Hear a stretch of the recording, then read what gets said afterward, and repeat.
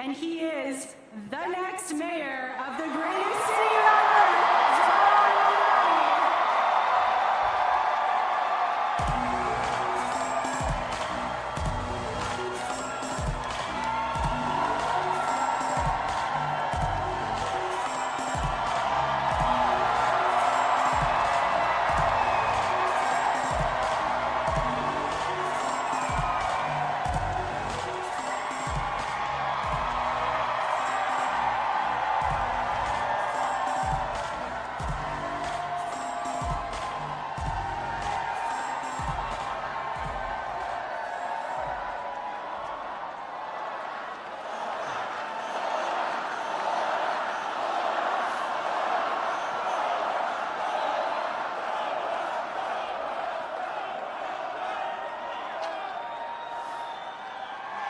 Thank you, my friends.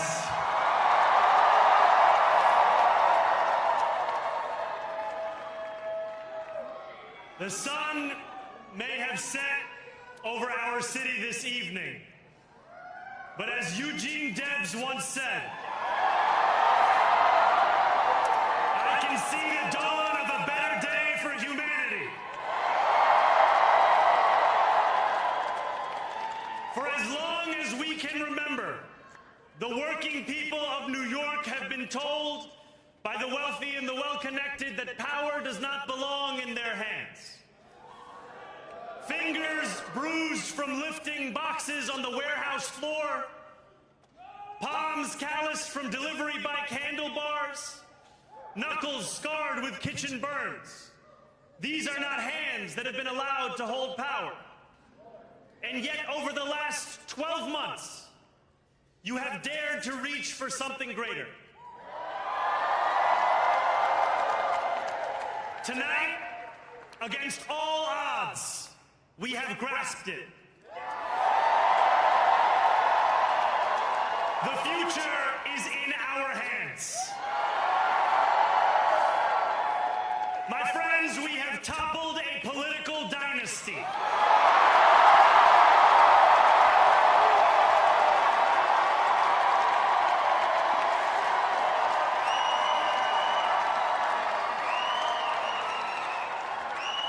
I wish Andrew Cuomo only the best in private life. But let tonight be the final time I utter his name as we turn the page on a politics that abandons the many and answers only to the few.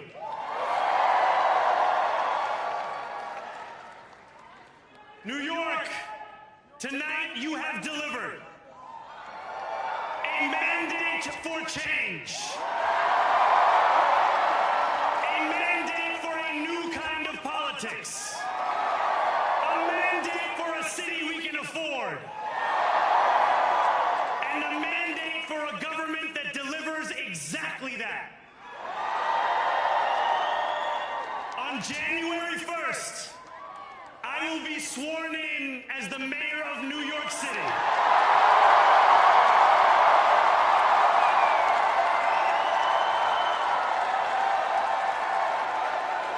And that is because of you. So before I say anything else, I must say this. Thank you. Thank you to the next generation of New Yorkers who refused to accept that the promise of a better future was a relic of the past. You showed that when politics speaks to you without condescension, we can usher in a new era of leadership. We will fight for you because we are you. Or as we say on Steinway, ana minkum wa ilaykum.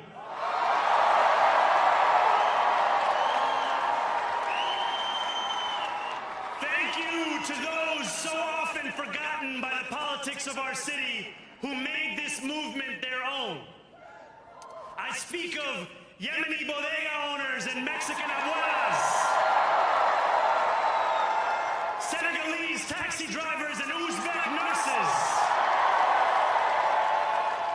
Trinidadian line line cooks and Ethiopian aunties. Yes, aunties. To every New Yorker in Kensington and Midwood and Hunts Point, know this. This city is your city, and this democracy is yours too. This campaign is about people like Wesley, an 1199 organizer I met outside of Elmhurst Hospital on Thursday night.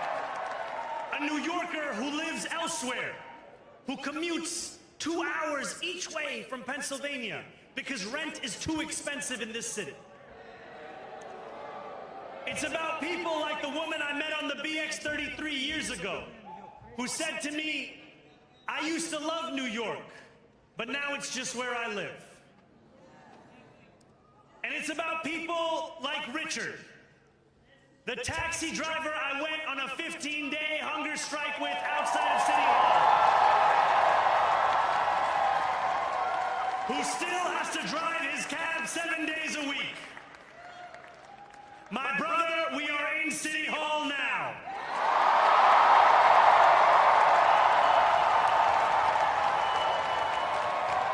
This victory is for all of them. And it's for all of you. The more than 100,000 volunteers who built this campaign into an unstoppable force. Because of you, we will make this city one that working people can love and live in again. With every door knocked, every petition signature earned, and every hard-earned conversation, you eroded the cynicism that has come to define our politics. Now I know that I have asked for much from you over this last year. Time and again, you have answered my calls. But I have one final request. New York City, breathe this moment in. We have held our breath for longer than we know. We have held it in anticipation of defeat. Held it because the air has been knocked out of our lungs too many times to count. Held it because we cannot afford to exhale. Thanks to all of those who sacrificed so much, we are breathing in the air of a city that has been reborn.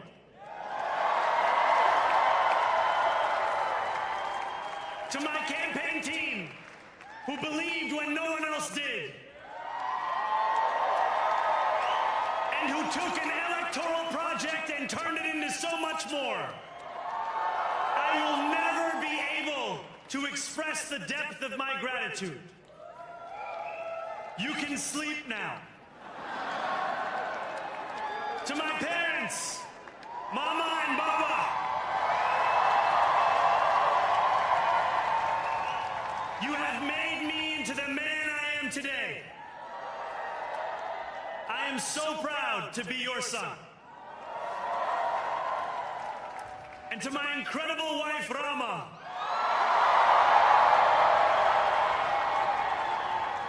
Hayati, there is no one I would rather have by my side in this moment and in every moment.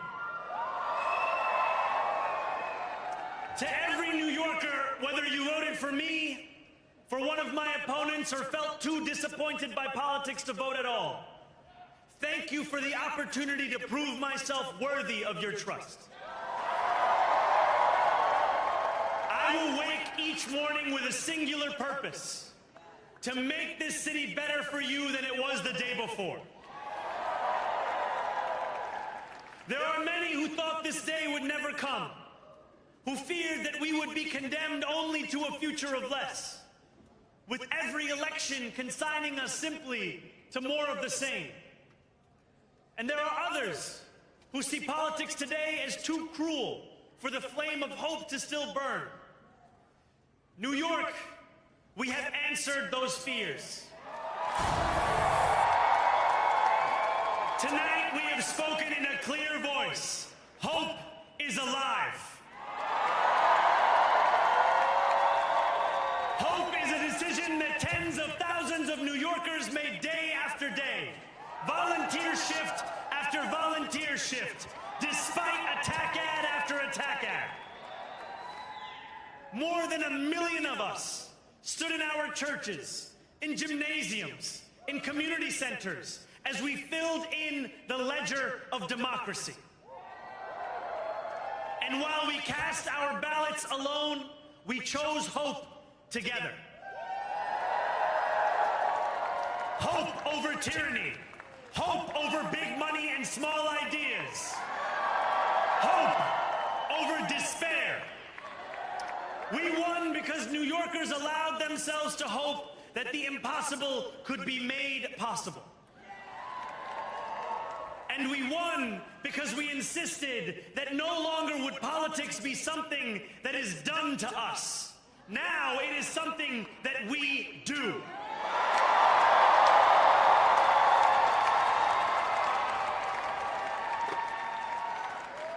Standing before you, I think of the words of Jawaharlal Nehru. A moment comes but rarely in history when we step out from the old to the new, when an age ends and when the soul of a nation long suppressed finds utterance. Tonight we have stepped out from the old into the new.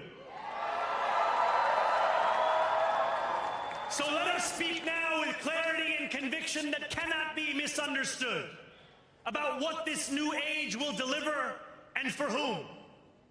This will be an age where New Yorkers expect from their leaders a bold vision of what we will achieve, rather than a list of excuses for what we are too timid to attempt. Central to that vision will be the most ambitious agenda to tackle the cost of living crisis that this city has seen since the days of Figueroa LaGuardia.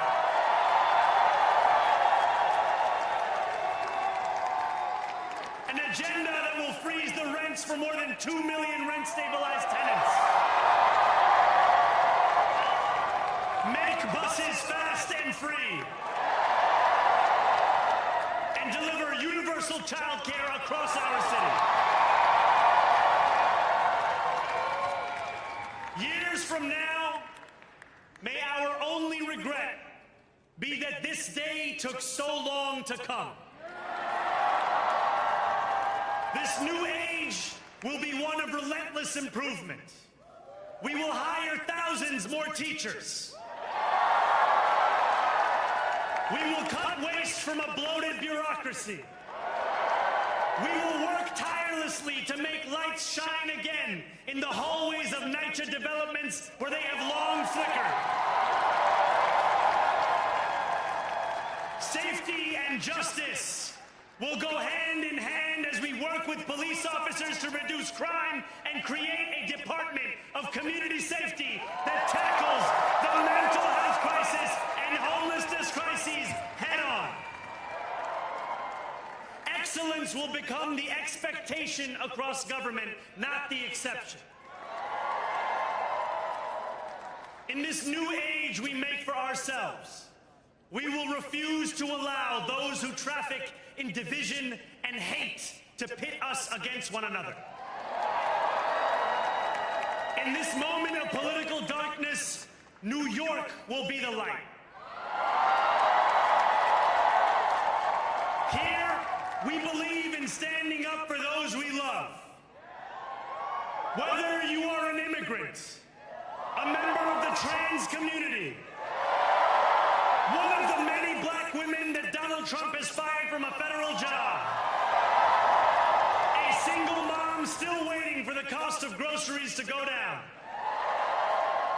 or anyone else with their back against the wall, your struggle is ours too. And we will build a city hall that stands steadfast alongside Jewish New Yorkers and does not waver in the fight against the scourge of anti-Semitism. Where the more than 1 million Muslims know that they belong. Not not just in the 5 boroughs of this city, but in the halls of power. No more will New York be a city where you can traffic in Islamophobia and win an election.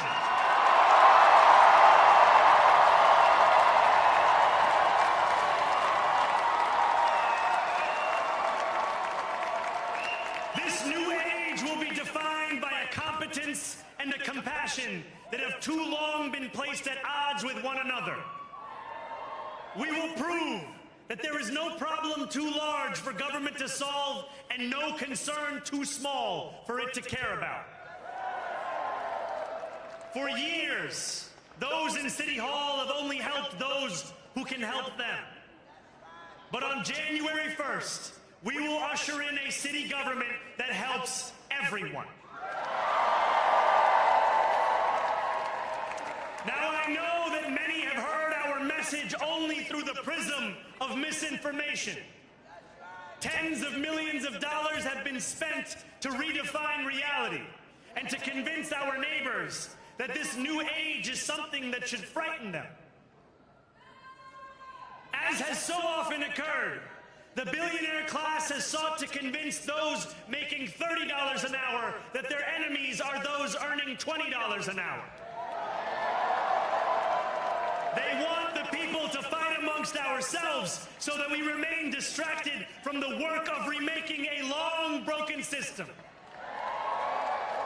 We refuse to let them dictate the rules of the game anymore.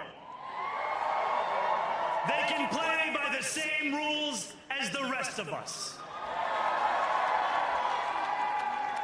Together, we will usher in a generation of change.